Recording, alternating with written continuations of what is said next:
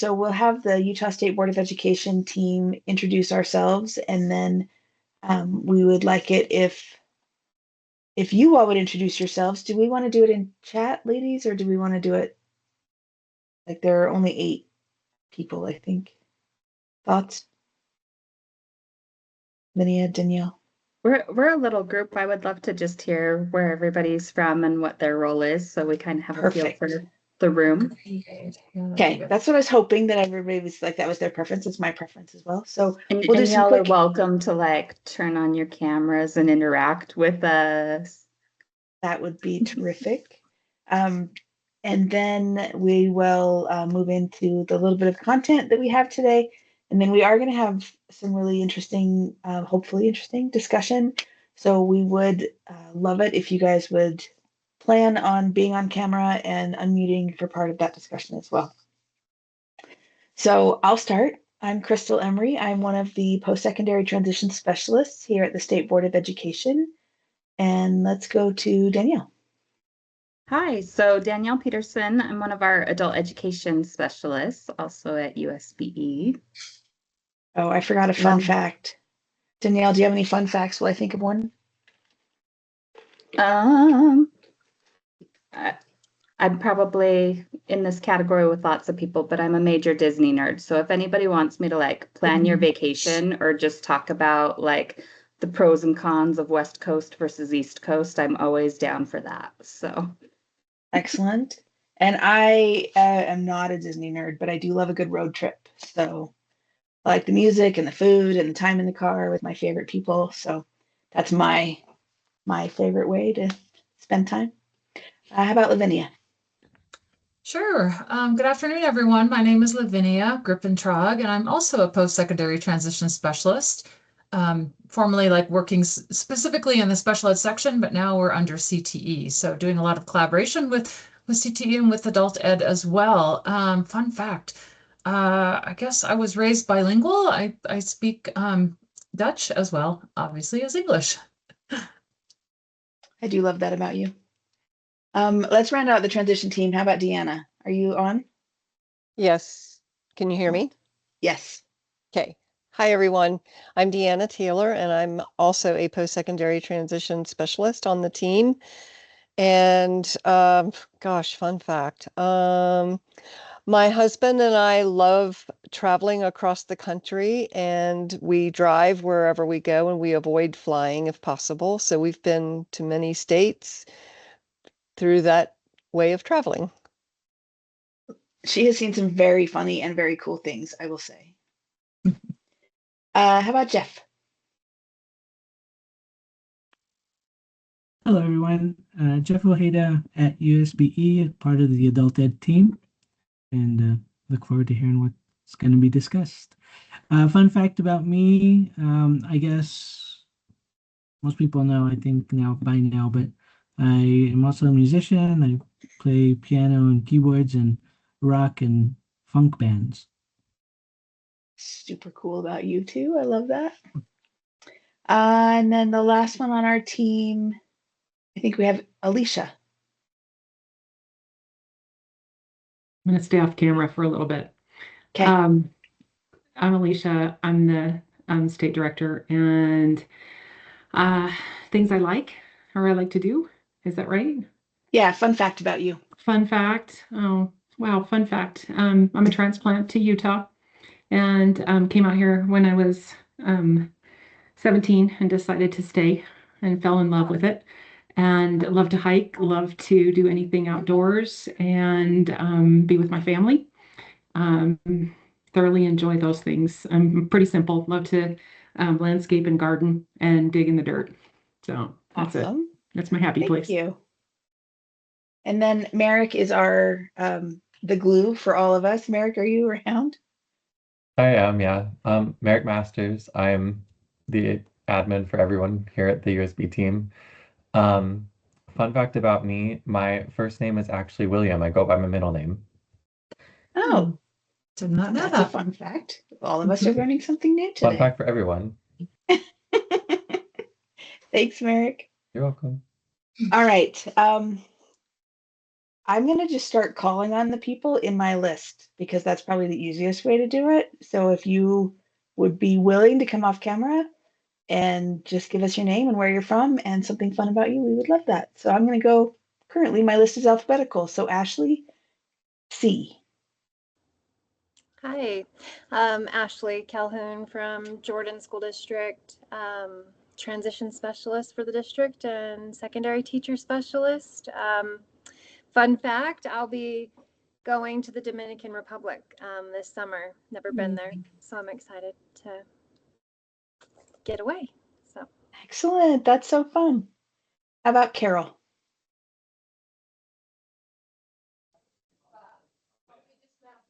So I'm from Alpine School District. I work at Alpine Adult Ed. I'm a special education teacher. And fun fact, I also am a transplant to Utah. I used to live in Idaho and taught there for a while, and I love to camp with my Awesome. family. Thank you. Thanks for sharing. Kathleen. All right, I'm Kathleen Carter. I'm a coordinator over at Granite Peaks Adult Education, and I also work with all of our students who have identified as having disabling situations or unique needs here in the program. And a fun fact about me is I'm also a road tripper. This last winter, I drove from Utah all the way up through the East Coast. And just like Danielle, I have very, very strong opinions about Disney. So Excellent. Thank you. John.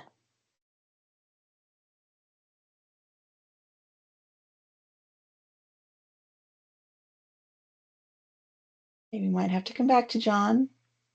So we're going to circle back to you, John, if you're not able to answer right now. How about Libby?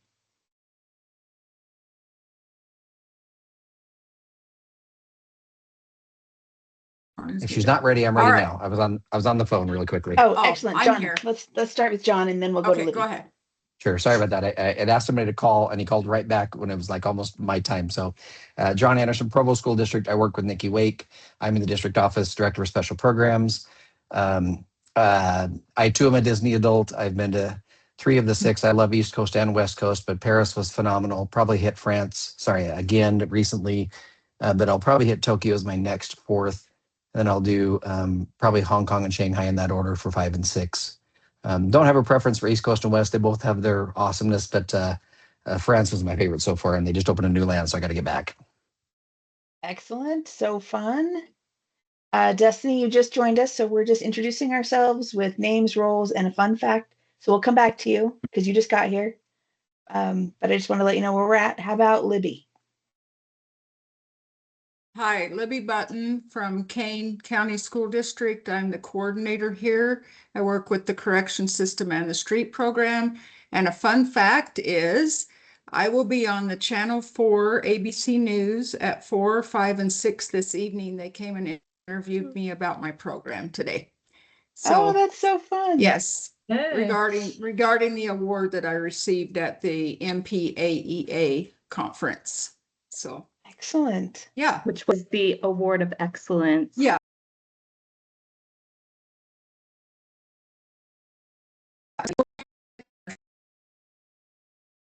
To interview our program. So yeah, if you can That tune is in. awesome. Wonderful. Thanks. That's awesome, Libby. Well Yeah. deserved. Thanks. Thank you. Destiny, how about we come back to you? hey, sorry about that. No worries. Yeah, it kicked me off for a second, but I'm here. I am the Director of Student Services for Morgan County School District, and I am going to be serving as the new Adult Ed Director for both Morgan and Rich School Districts. Excellent. Do you have a fun fact about you? Oh, other than apparently today I'm technologically unable to function. There we go. I get to leave here in a few minutes to take my kiddo to a theater class. So I'm going to be joining, and just listening in on that way. So Okay. there you go. But you're a theater mom. That's fun. Yeah, well, 2 of the 4 have been into theater so far. So it's been fun. Awesome. Thank you. How about Lindsay Butler? Hi there, I am Lindsay Butler. I'm graduation transition coordinator for Granite School District. And I mean, I'm a whole ball of fun. I don't even know how to sum it up to just one little fact. All you Disney people, I was right along with you until John went and stole the show. So I'm just going to keep my fun facts to myself about Disney. Um, Something unique about me, I guess, is all my internal organs are completely reversed. So my heart is actually on the right. So I guess it's fun for people that hear it. It's not been fun for me at times when Right?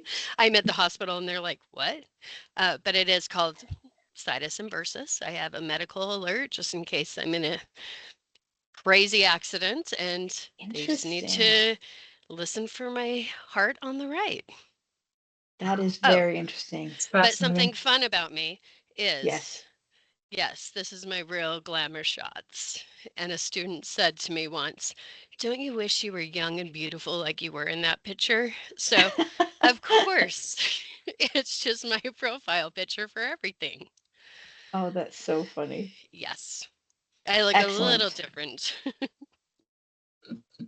All right. How about Maddie?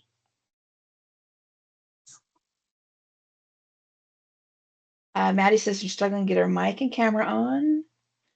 So if you want to put it in the chat, we can read it out to everybody and we'll come back to you. How about Melissa? Oh, she also speaks Dutch. She did put Oh, there, her fun good. fact in there. Wow. Okay, we're gonna have a little chat. Maddie Townsend, Adult Emergent Reader Specialist at the English Skills Learning Center in West Valley. And yeah, you guys are going to have to get together and practice. Right, I know. That is so fun. Okay, hold on. Now I lost my list of participants. Oh dear. Okay. That was Maddie, right? Yes. Okay, how about Melissa? Okay, I'm Melissa. I am a secondary resource coordinator in Cache County School District.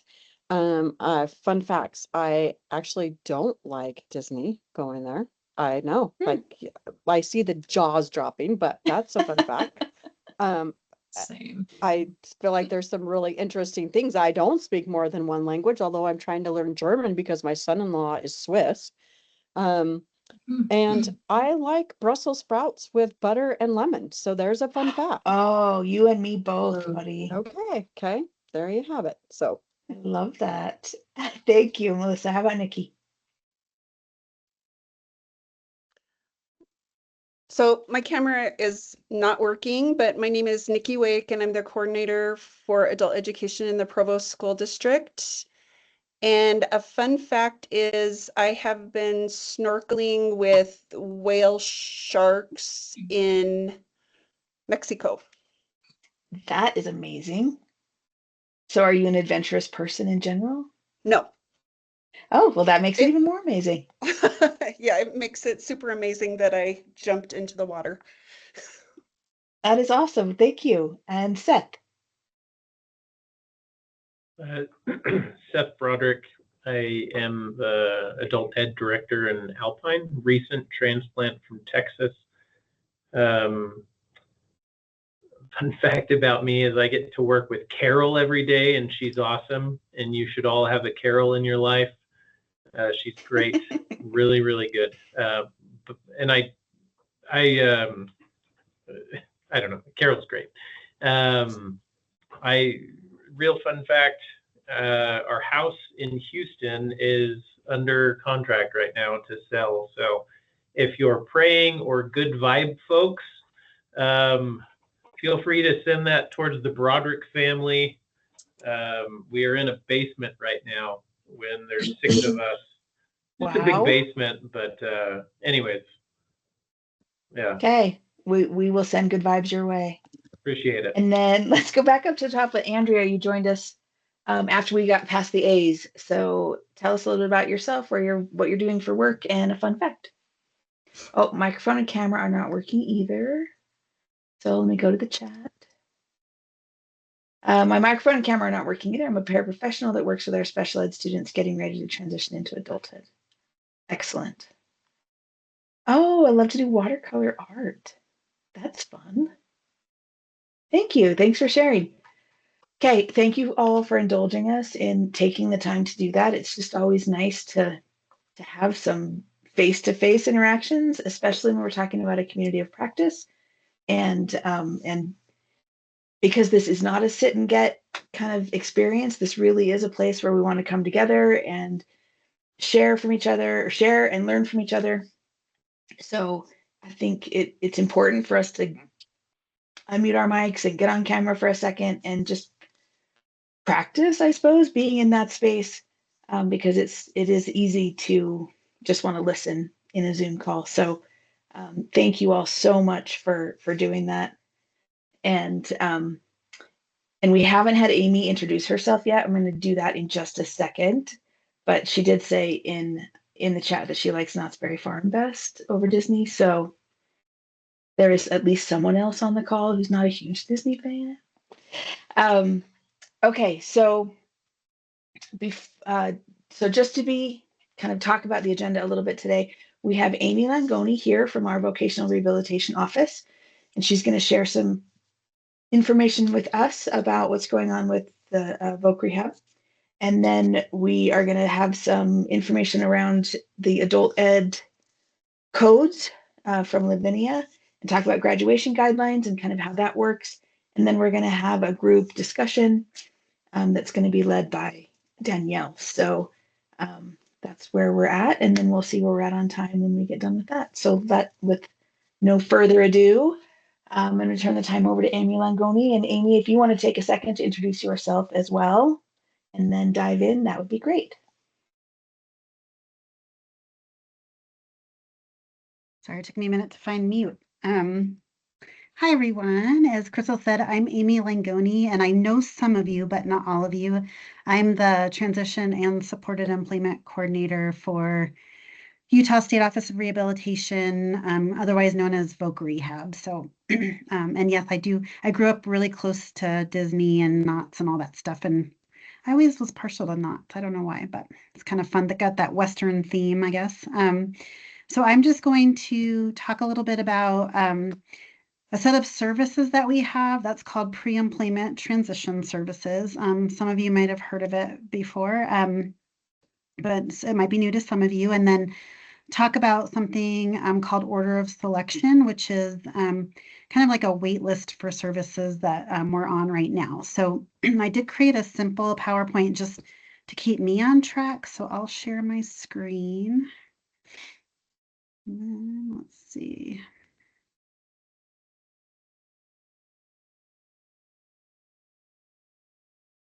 Sorry, guys, we use Google, so I'm not as used to. Gotta pull up my PowerPoint first. I'm just gonna share my whole screen. Oh, there it goes. All right, can you see my slideshow? Yes. Okay, great. All right. So just real quickly, what are pre-ETS or pre-employment transition services? They are a subset of transition services that were introduced as a voc rehab service in 2014. So it's kind of a relatively new set of services.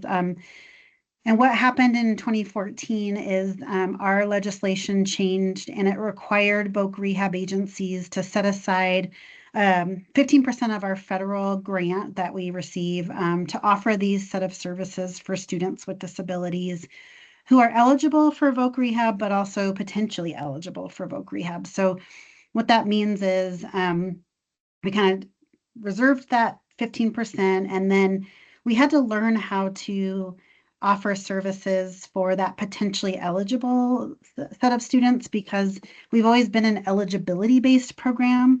So that kind of opened the door to partner with schools and other partners that have students with disabilities to make sure that students are learning about these services and then also gaining access to them. So it kind of shifted kind of our thinking, but also encouraged collaboration and partnerships with schools, which is awesome. They did define what those pre-ETs are, and there's 5 of them, and I'll go over them really quickly in a minute, but they're all really kind of geared towards helping students make that leap from being in school to the world of work and independence. So they're all kind of geared at that pre-employment skill building, if you think of them as a whole. So the first one, there are 5. The first one's job exploration counseling.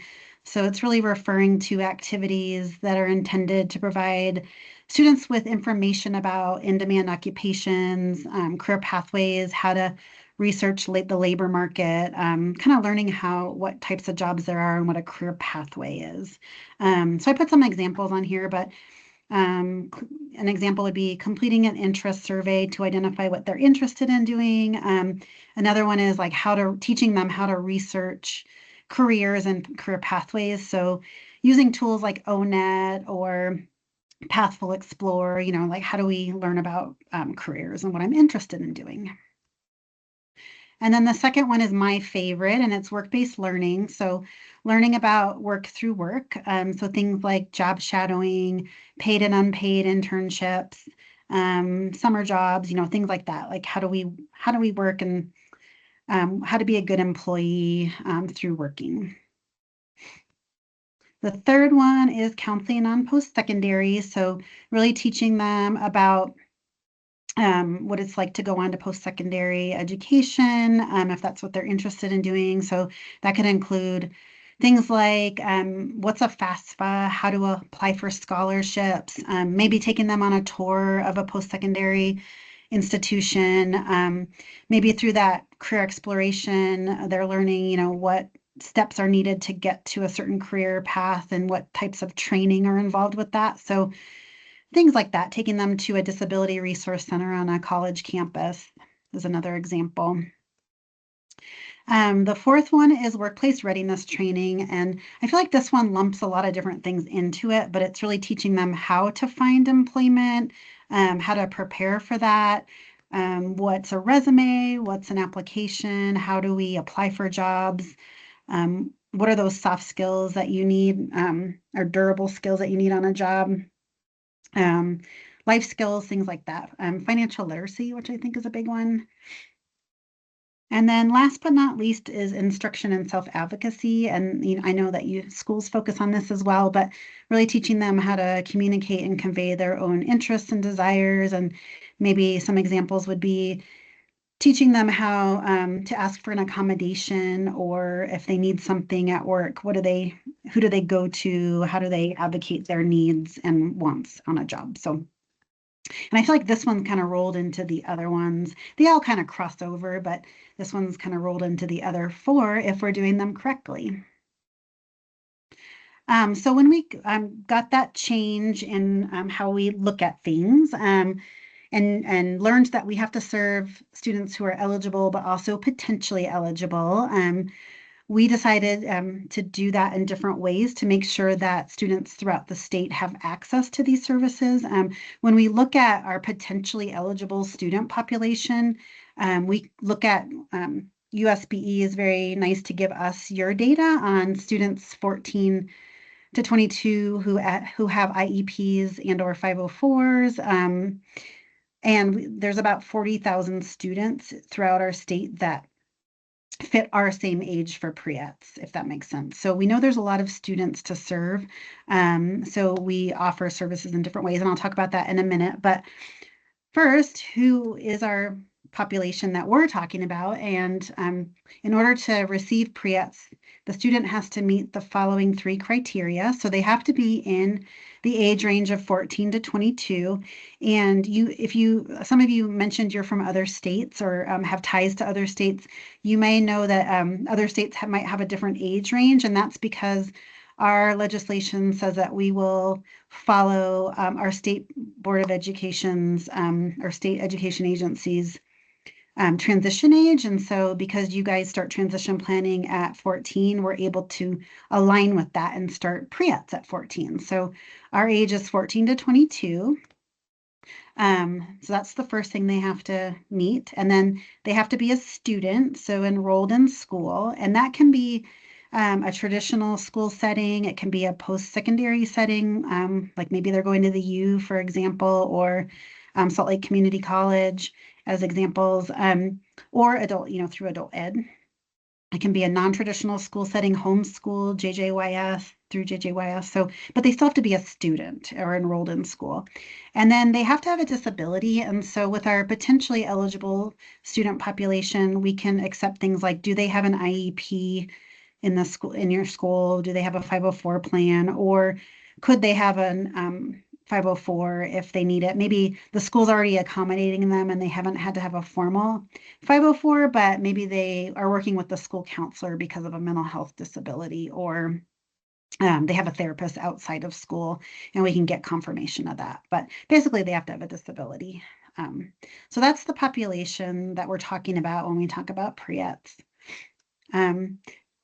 And then I mentioned that when we got the change and knew that we had to serve those 40,000 plus potentially eligible students, we decided to do that in multiple ways and I always say get all hands on deck because that's a lot of students. So we put out RFPs throughout the years to have contractors to help us meet that initiative. I did put a link to our resource to learn about what contractors are in your area if you don't know that already. So you can, I can share this PowerPoint and you guys can access that. I can also stick it in the chat after I'm done with the presentation too, the direct link to those. But we have contractors throughout the state. There's at least one in every county. And they're offering those services and helping us market services and reach out to schools. So, and then we have some in-house staff who can offer these services. We have our voc rehab counselors who do them, and then also a position called pre-ETS instructors. And our pre-ETS instructors are really mostly doing group services. They're going to schools and offering what we call job readiness workshops and teaching classes and partnering with their LEAs. So if you don't know who your instructor is, I'm happy to connect you with them as well. But they've been a really great resource for our teachers and students. And they also know about our contractors, so they can help make those referrals as well. So that's how we're doing it. And then I put some examples just to kind of conceptualize what we're doing. So one example is Community Options, which is one of our contractors, set up a paid work experience for a student who was interested in retail and also liked agricultural works. And so they were working at Cal Ranch as an internship or a work-based learning experience. So, and it was paid. So, and then another example is one of our pre-ETS instructors provided a job readiness training class at Spectrum Academy. So they taught a 10-class series on things like how to interview. They did like mock interviews, taught them about resumes, taught them about what employers are looking for in an employee. So things like that. Another example is we have a contract with Southern Utah University to offer peer mentoring services to help their students learn about campus resources and how to advocate with their advisor, because as we know, that transition from secondary ed system to post-secondary ed system can be overwhelming for some of our students. So the peer mentors help them navigate that and learn how to be an advocate for themselves. So that's a great contract that we have. And then another example is a VR counselor met with a student on their caseload and helped the student identify interests and learn about how to find labor market information. So counselor was working one-on-one with their student to learn about how to research jobs and career pathways. So that's just another example of how they look in action, I guess you could say. And did someone have a question? I'll pause for a minute. Okay. All right. Pre-ETs in summer. So a lot of our providers like to connect with students over the summer since sometimes they're more available. We do have in some of our offices those positions that we have in-house called pre-ETs instructors. Some of them are hosting summer classes, and I know if you have enough students that would be interested in a class, it might be something that they could work with you on too, especially for next summer. I know we're almost in this summer, but they like to do those. We also have some of our contractors that are focused on summer programs. So I listed them below, but we have Community Options has a summer program, and they mostly serve Weber, Davis, Utah, and Salt Lake counties. Cash Employment and Training up in Cash and Box Elder does a summer program. Campus Costopolis, for those of you in the Salt Lake area, they have a program in they're located in Immigration Canyon.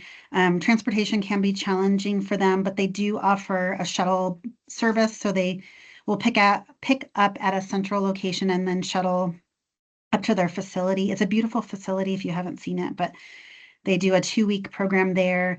PARC, which stands for Pioneer Adult Rehabilitation Center, they're up in Davis County. They have a summer program. And then we have a contractor who does all virtual classes, and they run a program over the summer. And they're called PCG, or Public Consulting Group.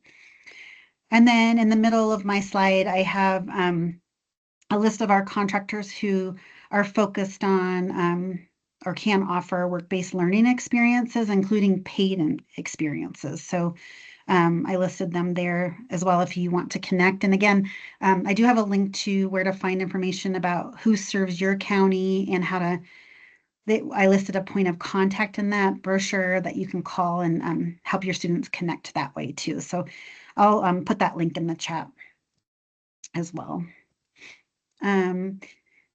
And then here are a list of some of our linkages to some of our resources on PREETs. So we do have the brochures, and again, I'll stick it in the chat, but in English and Spanish. And then we do have a website dedicated to PREETs. And then you're always welcome to contact me directly if you need help connecting or want to learn more about any of these services. I'm happy to sit with you, and I have a team of folks too who can help. So don't hesitate to reach out. I'm happy to help you or your students connect.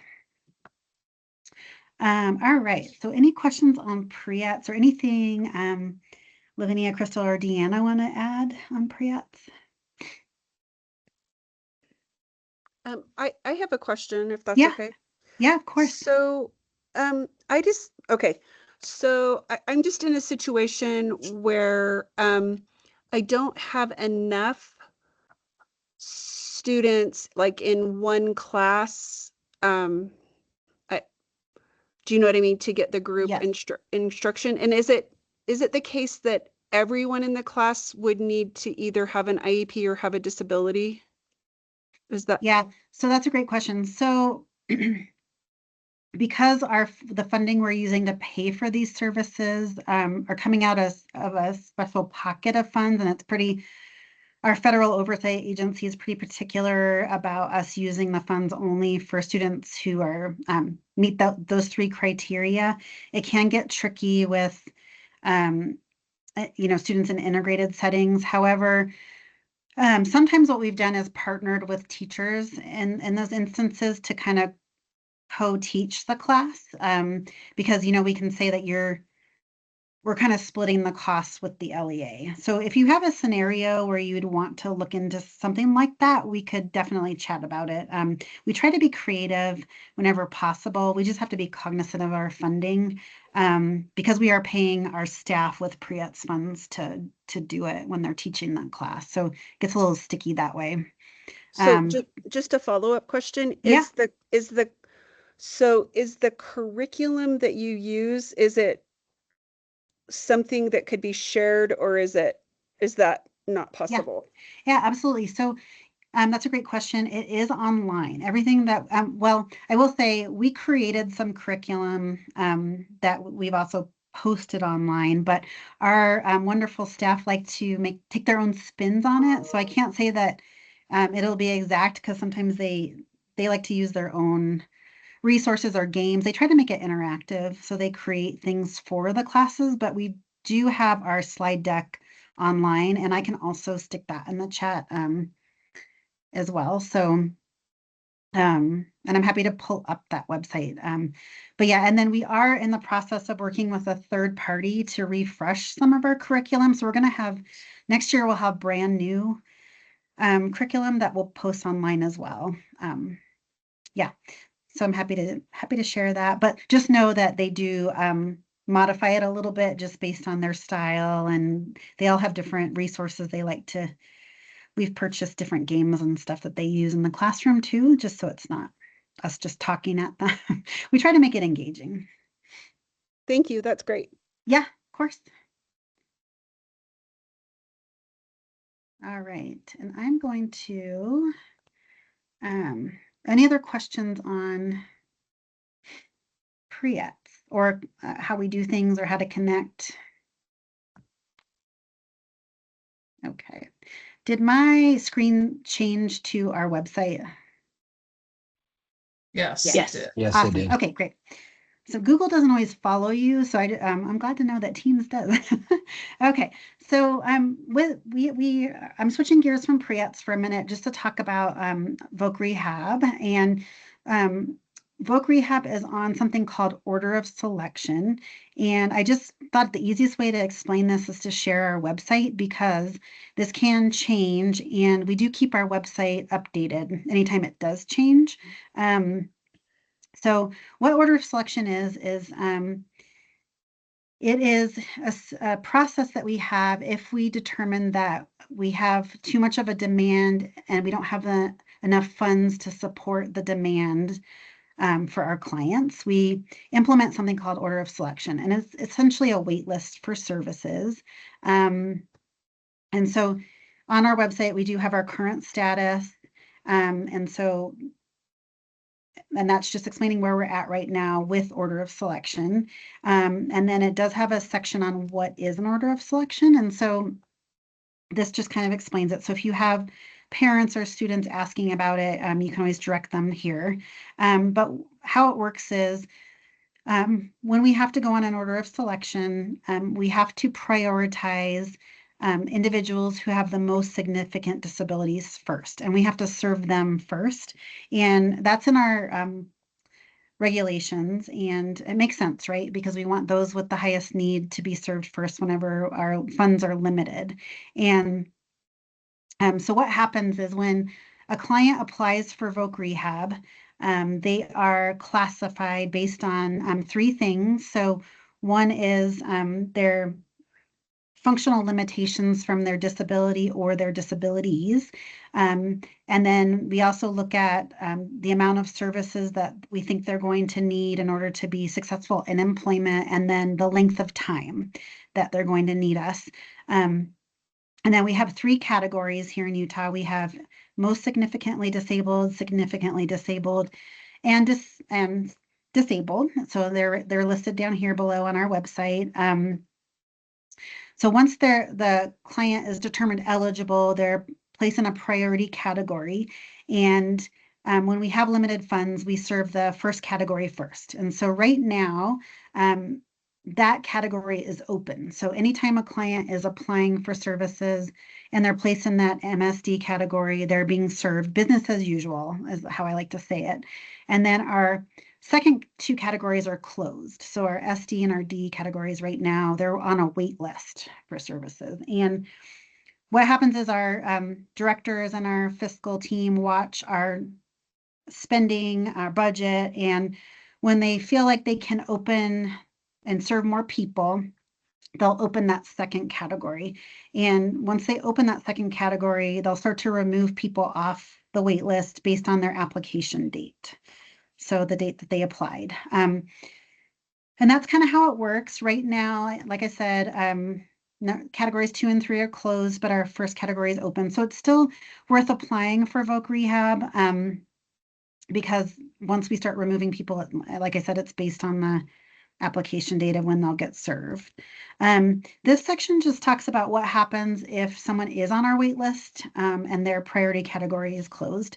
And so the only thing we can do in that category is offer what we call information and referral services. So our offices really try to find other resources in their counties that would help our clients who are on the wait list and refer them out with whatever resources are in their area. And it's, as we know, like different counties have different resources. So they'll refer them to other partners that they feel like might be able to help them based on what their needs are. But we really can't do anything other than that. They will call and check in and make sure that individuals want to stay on the wait list. So it's really important if you have students or families who are on the wait list that they respond to us because we want to, ensure that they want to remain on the wait list. So There is a caveat though for pre-ETs or pre-employment transition services. So that's kind of why I gave you the intro on pre-ETs, but and so we do have a section on pre-ETs on our website. So students who are potentially eligible, so those who haven't yet applied for voc rehab, will continue to receive, we're still offering those services for potentially eligible students. But if a student applies and they're put in one of those closed categories or they're on our wait list, they can continue to get pre-ETs only if they got pre-ETs before they applied for services. So if they were served as a student who was potentially eligible first and then applied for voc rehab and then were placed on the wait list, they can continue to receive pre-ETs because it's looked at like an ongoing service that they got before. But if they didn't get pre-ETs before they applied and they're placed in a closed category, they no longer can't receive pre-ETs. So it's really important. The take home is it's really important that we refer students before they come to for pre-ETs before they come to voc rehab whenever possible, because it kind of locks them in to be able to continue to receive pre-ETs if they got placed in a closed category. So does that make sense to everyone? Just want to make sure I'm explaining it. And then again, we have information on our website. I get a lot of questions about like, why is this the case? Like, why can't we do this? And it's just guidance that we got from our federal oversight agency. And I think they view it as a continuum of services. Like they got it as a potentially eligible student. So we're gonna, continue those services and, in the meantime. So we're just following the rules that our federal oversight agency gave us. But it's good news because it does open up the door for some services, when a person is on the wait list. And then this bottom part just has, suggested steps for students, families, and educators. So again, connect to pre-ETs whenever possible, especially before they come to voc rehab. It's always good to apply after that because then they can continue to receive those services, and then their spot on the wait list is determined by that application date, But questions? Can you just describe a little bit more explicitly how people get categorized? Like, how does that process happen? Yes, I can. So here's the section on how we categorize. So the vocational rehabilitation counselor is the one who is going to classify someone or categorize them. And if an individual does not agree with that, once they are categorized, then they can always appeal that. But the VR counselor is looking at things like, so when a client comes in and applies for services, we call it an initial interview. Some people might think of it as an intake appointment, but they review their application and they really talk to them about how their disability is impacting their ability to work. So they'll have that conversation with them. So it's always really good to encourage your students to be really transparent about what's happening with them, because sometimes, they underestimate what's happening. Or if you as an educator know, like they're going to dismiss some things that we know is happening in the school system, you can let us know that as well if we have releases on all that good stuff. But we look at the functional areas that they're really looking at, though, are mobility, communication, self-care, self-direction, interpersonal skills, work tolerance, and work skills. So they'll talk to them about those things, like and good examples might be if someone has mobility issues, usually that's one that they're pretty transparent about. But, if you know that you're accommodating them to take longer to get from class to class, that's helpful to know. Or if they struggle with interpersonal skills or communication, those things that we look at. We also look at medical records and other documents that we request. So most of the time when a student applies for services, we request their IEP and we review that. So information in there or their therapist's records, things like that. So we take the initial interview information and also any medical records or therapy record, anything like that will review, and the counselor uses that for the functional areas. And then they look at, like I said, the number. So down below here where I am on my cursor, the number of functional limitations, estimated number of services, and then the estimated duration of services. So how long we think they're going to be with us is another factor. So they use those three things to make that determination. I will say, Crystal, I'm glad you asked me to expand. I don't think I said this earlier, but just know that it's not the number of disabilities either. Sometimes people get confused about that, or type of disability, because Voc Rehab works with lots of different disabilities, from intellectual disabilities to autism to hearing disabilities, mental health. We work with lots of different, and somebody can be placed in our D category and have two different disabilities, and someone could be placed in the MSD and only have one. So it's really just based on those three things. So their function, how it's impacting their ability to work, those functional areas, number of VR services, and length of time, estimated length of time. So did that answer your question, Crystal? Yeah, it's one of the areas when I worked as a provider, a pre-eds provider, I had a lot of students that would downplay how much things are affected because it was hard to say how hard it was. And so I think that's one of the things that we can serve our students the best in teaching them. This is one of those times where you're not putting on your best face, you're being as transparent and honest and blunt as you can, so that they can receive the services that are appropriate for them. Yep, definitely. And anything you're noticing, because for one, it helps us prepare them for the next step too. And we're not losing that information that you guys have. And then also, you're seeing, maybe they're not aware, and you're seeing that. So that's helpful. And again, if they disagree with where they're classified, they can always appeal that. And there's information on the website on how to appeal it. Let's see. I knew I saw it on here. Yeah, here. What to do if they disagree, and how to appeal that. And sometimes it's valid because we learned something new, or their disability progressed since the last medical report we have, so sometimes it makes sense that they're appealing that decision. And then we get new information and we can change that. We can always change it up, just not down. Like we don't change it going typically from SD to D, but we could change it the other way, if that makes sense. Yep, so that's kind of the gist. And so the take home again, keep an eye on the website, because we do post any updates here, and that's the first place. Well, we'd always share out with our stakeholders, but this, we'd keep it up to date. And if we did open a category or close a category, we would keep that up to date. And then anytime you can connect with pre-ets first is always great, just because it ensures their ability to continue in pre-ets. And sometimes students get what they need from pre-ets providers, and they don't need to come to Voc Rehab, and that's okay too. All right, and then I'll just stop sharing. And any other questions I can answer? There's some information in the chat, Amy. Oh, great. I don't know if you can see it, but I'm happy to read it too. I can see it now. Let's see. Okay. Just got to get to the right. Oh, thanks, Lavinia. Put our website in there. Thank you so much. Yep.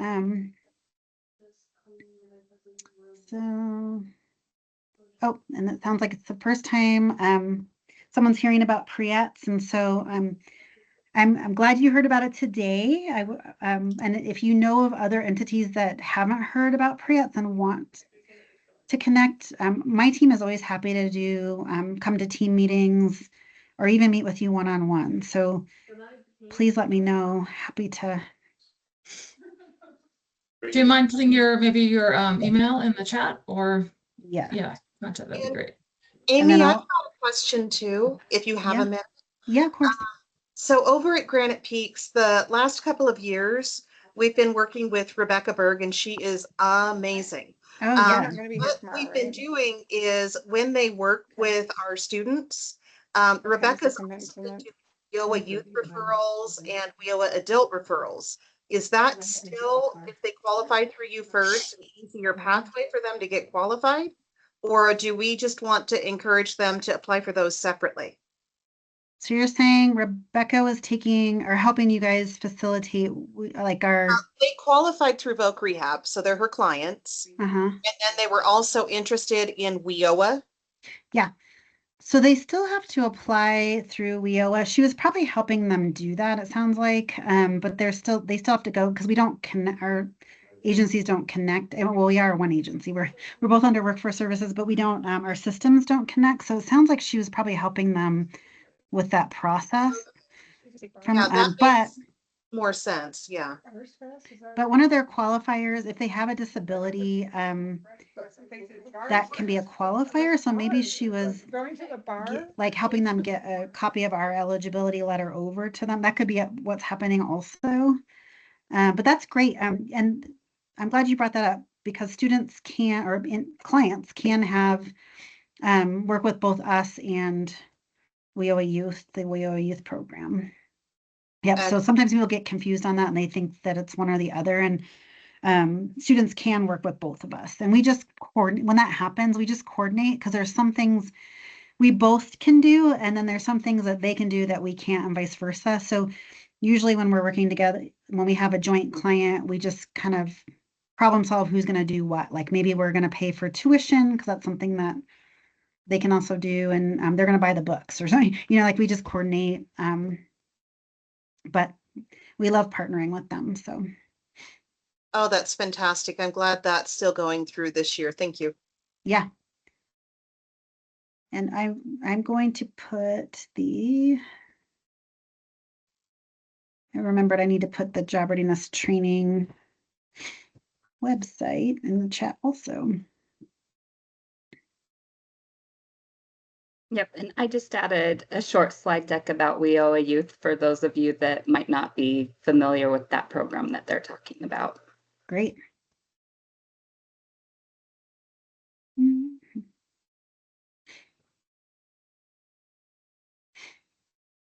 All right, any other questions?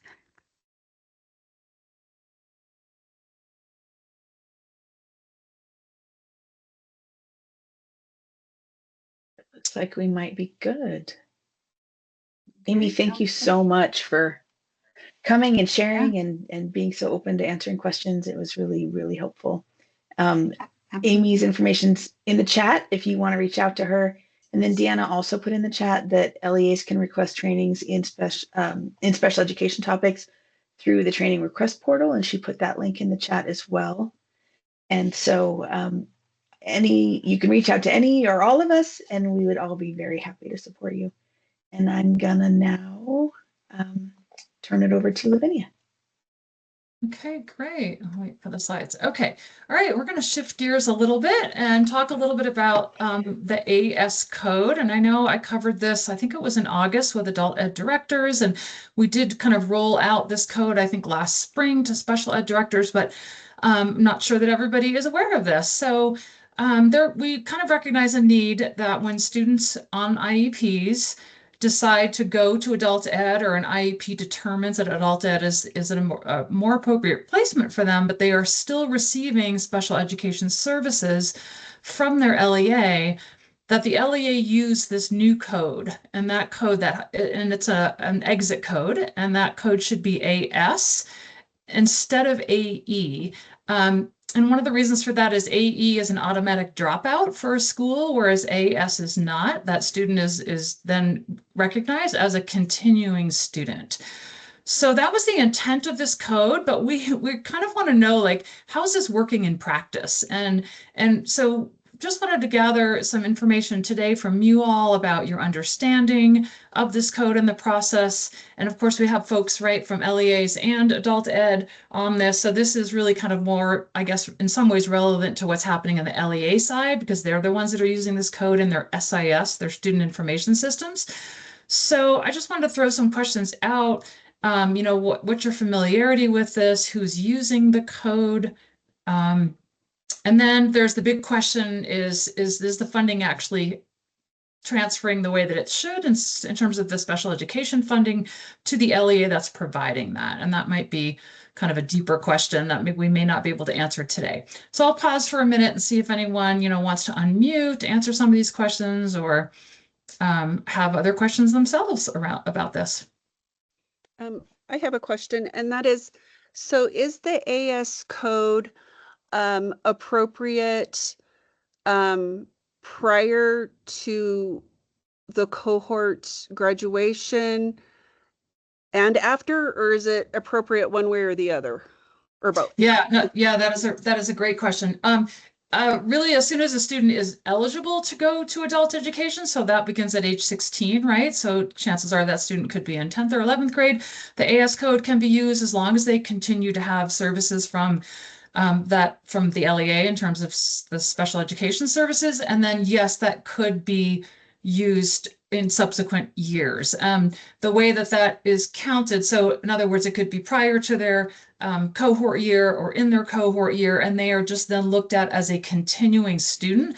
So they're counted in the denominator of a cohort graduation rate, but not in the numerator, because they're seen as a continuing student.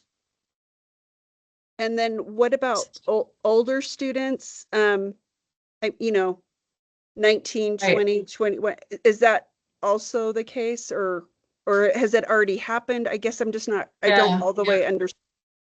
Right. I see what you're saying.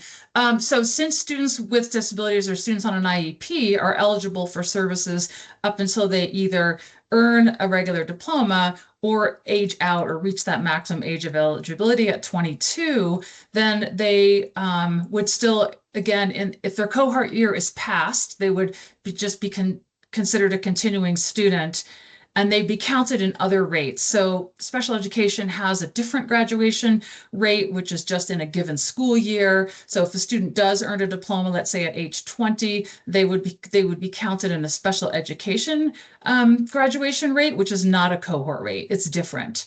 And then if their cohort year has gone by, then they are just that continuing student. They're no longer counted in a graduation rate. So they would stay in that denominator, but not in that numerator. Does that help?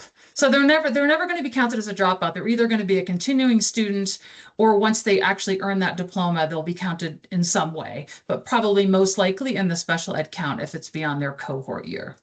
So okay, so they're just always, it's just AS forever. Yes, until until they earn that adult ed diploma, and that is updated, right? And then the LEA, if they look at the out of school youth report, they can update that, and they can adjust that code. Okay, and then I just want clarification. Is an adult education diploma considered a regular diploma in the special ed world?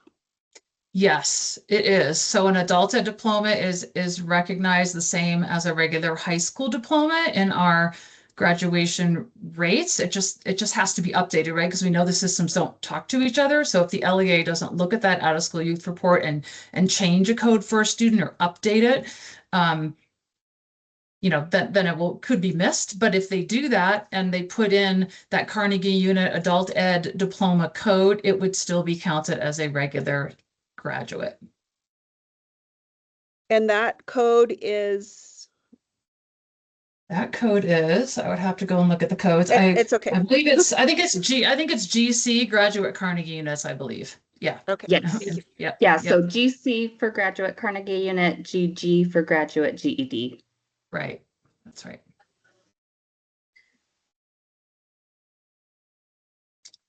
Great question. Any others? So it's me again. So I will just pause and I'll let somebody else talk. So I just am really curious about the funding piece. So in our district, like, we don't receive any like money, but we do receive, like, special ed does pay for like a half-time special ed teacher and some instructional assistants. And so is that the idea, or not necessarily? I think that's more of a agreement between adult ed and the LEA in terms of staff. I think the funding that would follow the student is usually what we call, if a student has a SCRAM code, which is essentially a special education service code. And depending upon the level of service, so that means the number of minutes that student is receiving, that LEA receives funding for that SCRAM code. But I don't think that directly translates into FTEs, for example. I think that's more of an agreement between adult ed and special ed. But I can check more details about that. I just want to know if the funding thing is working well for anyone and how. Yeah, no, that's a great question. So I'll see if anyone has any responses. My question is not about go ahead. funding. Sorry. No, go ahead. So is there any scenario where we would use AE at this point? Or is that code going to be going away? No, that code will definitely not go away. I think that would be a situation where the student is maybe they are 18, they're in their senior year and they're refusing services, or the parents refusing special education services, right? Then that would still be the appropriate code for the LEA to use, because the student is leaving to go to adult ed, but is no longer receiving special ed services from the LEA. That's how I understand that. But the AE code will not go away. Yeah, it would also be appropriate for students who were exiting to adult education who did not have a disability. So Right, the AS exactly. is specific to those receiving special ed services. You got it. Okay, okay. Thank you for clarifying that. That makes a lot of sense. Thank you.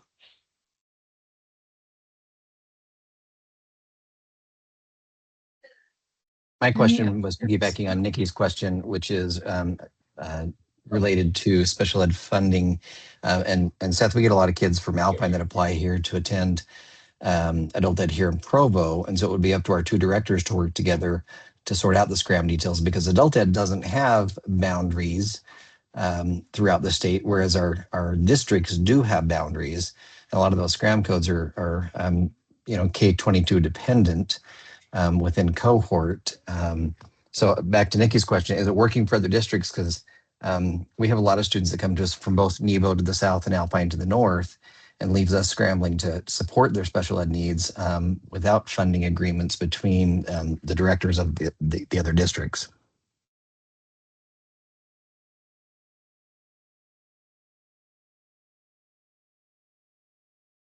I'm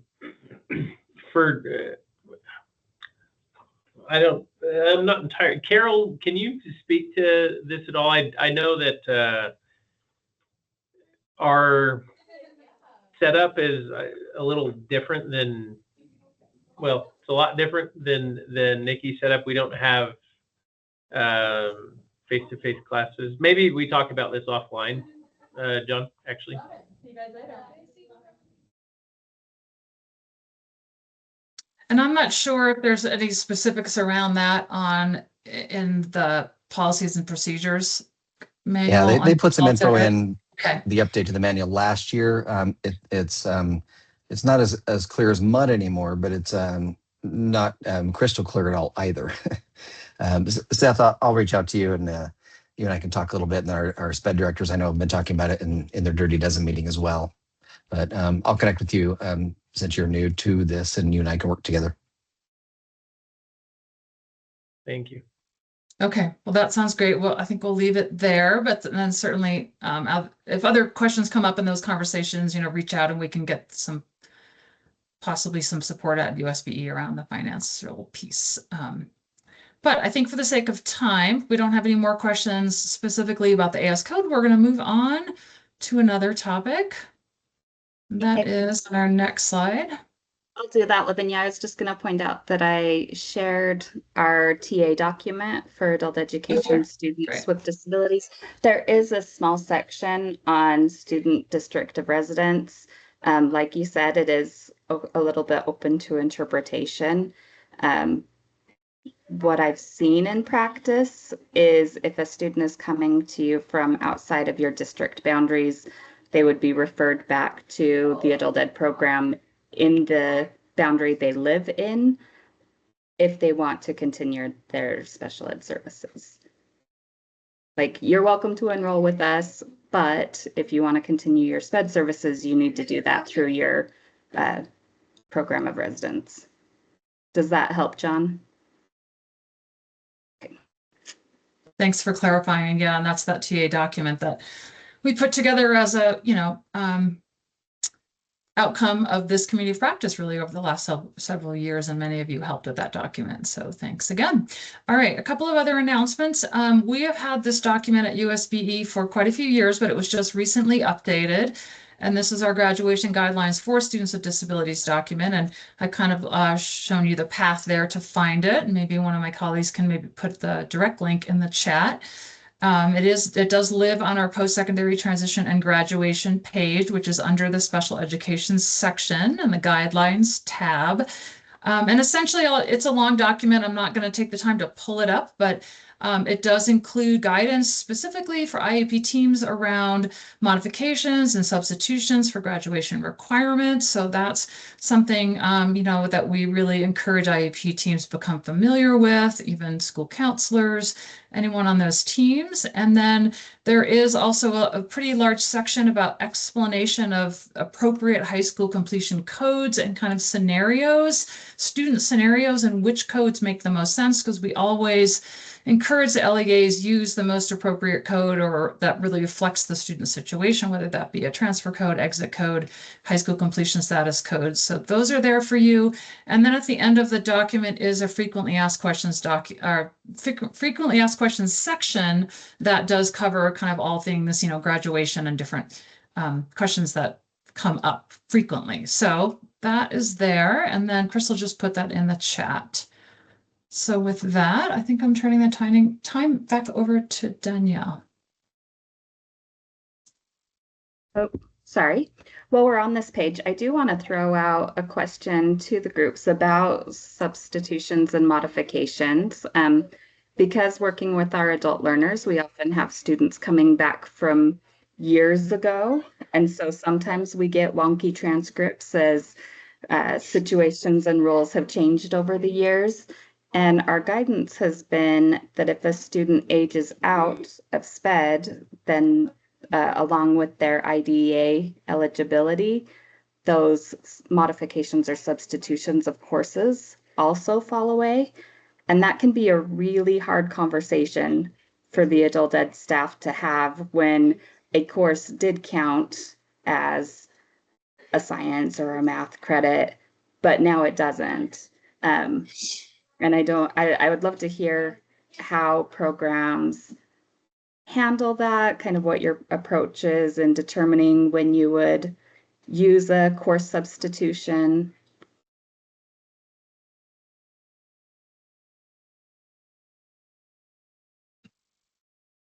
Crickets. I'll answer that, Danielle. Yes, jump here in. At Granite, I work directly with Kelly Summers over at the Jones Center for Vocational Academics, and she runs our Granite Transition Services. Oh man, I can't remember the A. Help me out on this one, Lindsay. But she runs our GTSA program.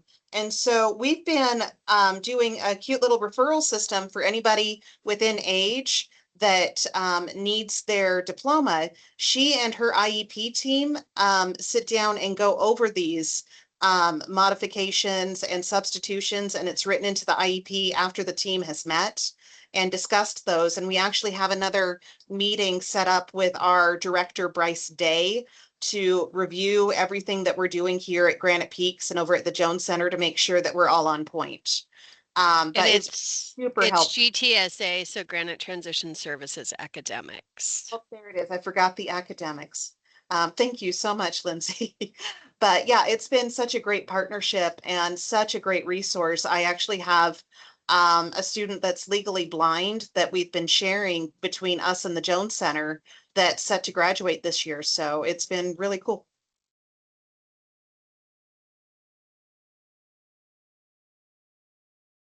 Thank you, Kathleen. Any other thoughts or comments around that before we move forward?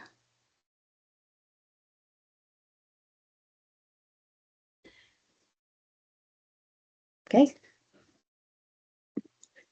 So kind of wrapping up our meeting, we just wanted to open it up to you guys to have some discussion and hear from others in your situation. How is it going with the coordination between adult education and SpEd students? What's really working for you? Where are there breakdowns in the process? And how can our staff team at USBE help facilitate any of those coordination words? Man, it just fell off, but but we've got the gist, right? What can we do to make those processes more systematic and efficient? So I'm gonna turn off this screen share so that we can see each other. But yeah, we've got several districts on the line, and I would just love to hear, how's it going out there? Danielle, do you want to throw those questions out maybe one at a time for discussion? Fair enough. Yes. So what does the referral system look like? Who's talking to each other? Is that happening at the school level? Are students being referred by counselor, by transition coordinator? I think in Alpine, is there a process for referral? Yeah, in Alpine, I think it's been my experience, and maybe Carol's just great and wants to help me as a new director, or she's just great, but like she does most of the communication with schools and other programs about incoming, and I say most, she does all of the communication about incoming, and then she keeps me abreast of what's going on if we have specific students incoming or outgoing and things like that. I don't know, Carol, if you want to speak more to that. I was just going to say, I reach out to each of the high schools to find out who isn't graduating, who has IEP services to continue. Obviously, communication needs to be better. I've only been in this role for about a year. So I'm still trying to track down from the past students. When they do come to adult ed, I look up to see if they've ever had an IEP, and we're finding them that way. So I'm trying to go both directions, but it definitely is a slow process that could be more efficient. I'm learning. It all hinges on Carol. Kathleen talked a lot, mentioned how we do it in Granite for students that don't go through the adult ed path, that just are referred straight from high school over to GTSA. I help facilitate those screenings, but we have a little committee that come together, and it is the college career readiness lead counselor, myself, Kelly Summers, the teacher of the program, and we meet with the students. We talk about what credits they're missing, what they can still do in their current high school classes, what they need to pass, encourage them to do credit recovery, just anything that they can do in their neighborhood school prior to coming over to enrolling at GTSA. Anything they can complete in high school is obviously less that they have to work on at GTSA. So yes, file holders and counselors make those referrals. And then I also oversee all of our special class, and we are a big district. I go cross-eyed looking at PTGs, but myself and the lead counselor again of college and career readiness, we pull up every IEP for special class students that are in 12th grade, and we align IEP and PTG just to make sure that we are documenting substitutions and we are providing guidance to school teams just to make sure that we are compliant. And to piggyback off of Lindsay, because that was so beautifully said, If they do come to adult education, we run what's called the GOAT report over here, and I know many of you know the GOAT. And we separate it by students that have identified on their intake applications as having disabilities as well, to make sure that reasonable accommodation is being made. Keep forgetting to try this, and it keeps popping up. I have one question. So if I may, so it sounds to me like in Granite, like students are informed in their senior year and they have a choice in some ways, whether they want to go to adult ed or to that sort of post-high, right? The academic, the GTSA. Is that something that's available in Alpine as well? So if students that don't meet graduation requirements in their 12th grade, do they automatically sort of get sent to adult ed, or is there another programs such as the one in Granite where they can go to complete credits? So they that go way? to adult ed, but within the adult ed program, they can go GED route or they finish the diploma using eShore packets. And we sit down after they take the CASAS and we look at where their credits are versus their scores for GED, and they choose which path they want to take. So we don't have two different entities per se, but the offering is there, yes. Okay, thanks for explaining that. Appreciate it. And one So thing when that we they- also do with the screening, is we also talk about the different programs. So we bring up GED, we talk about Job Corps, we talk about all the non-traditional ways that students can continue to earn their diplomas. And we don't want to see students, in May, right before they're supposed to be graduating. We encourage file holders and counselors to send referrals if they know a student's not on track to graduate in October. There's no reason to wait till May to let them know their options. So they come in, they meet us, we lay out all their options, tell them, this is your choice, you're an adult, these are the different paths, and we'll always be here. So we'll send you a letter, but we really ultimately offer them an array of options and let them decide which feels the best to them. And then they reach out if they want to enroll at GTSA. Excellent, thank you. For the Alpine, I'm sorry, I don't know your name again. I lost it. But you were talking about your process of students going either to adult ed with a couple of different pathways. What does that coding look like then? Are you using the AE code for those students, or are you using the AS code?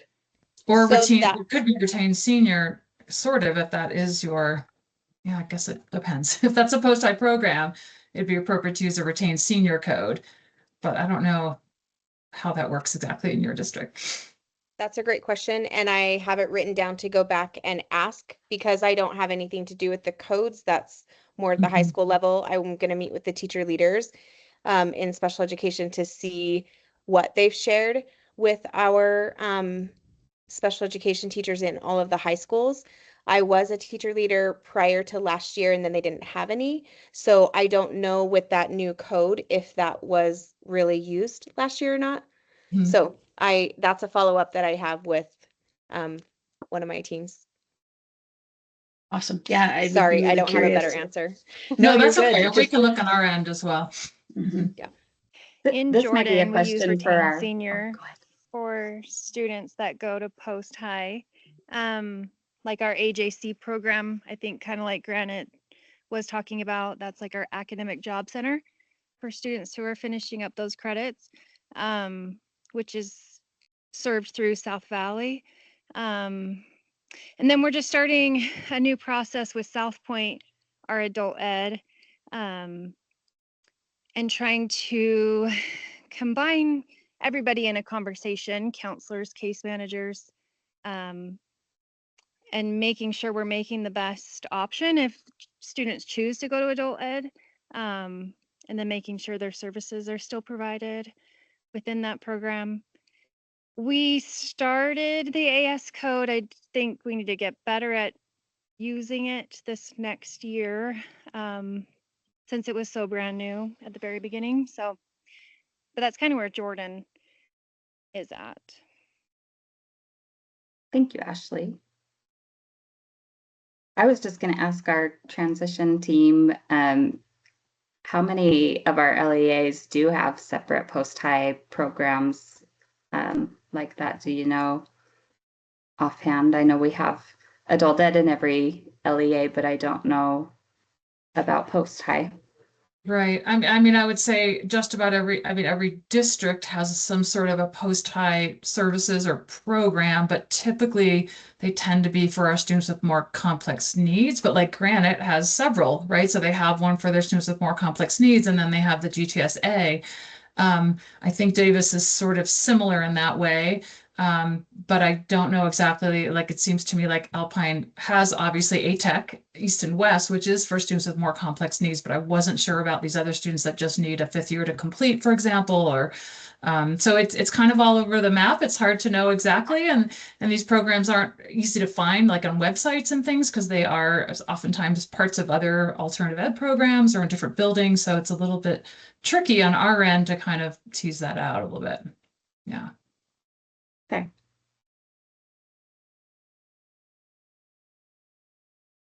Any other brave souls willing to talk about what process looks like in their district and kind of how it's going?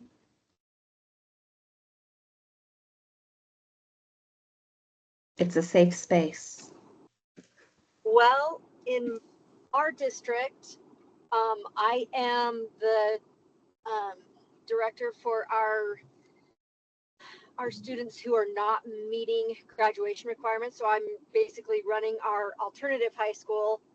And then I just got the job of being the LEA over our 18 to 22 program and the adult ed director. So I'm thinking I'm a one-stop shop at this point in time. I will work with our high school counselors to make sure that I'm not missing anyone coming from their end, but technically they should have already referred those kids to me prior to them graduating, but that's kind of where we're at now in a tiny, well, not tiny, but kind of mid-sized district. That's kind of how it's rolling. I love that, having all of the different programs under the same umbrella and you're talking to yourself, but and also really excited to have you, Destiny. All right. Thank you. Well, yeah, and I do talk to myself frequently, so. I say sometimes I need an expert opinion. So we are coming up on time, so I'm going to throw this back up because we had just a couple of kind of wrap up things. So if anybody wants to share one of their takeaways from our meeting today, feel free to do that in the chat or come off mic. We'd love to hear anything that was helpful. We also want you to save the date for when we reconvene this community of practice this fall. Our plan is to meet twice a year. So the next date will be October 28th. And we'd love any feedback as far as what you would like to see in these meetings, what topics you'd like us to cover, because we really want this to be for you and meaningful for those that are participating. So if you have comments to share, please do. You can reach out to any of our team or leave information in the chat. But otherwise, it's been a pleasure to spend time with you guys this afternoon. And I think that's a wrap. Thank you. Thanks, everyone. Thank you.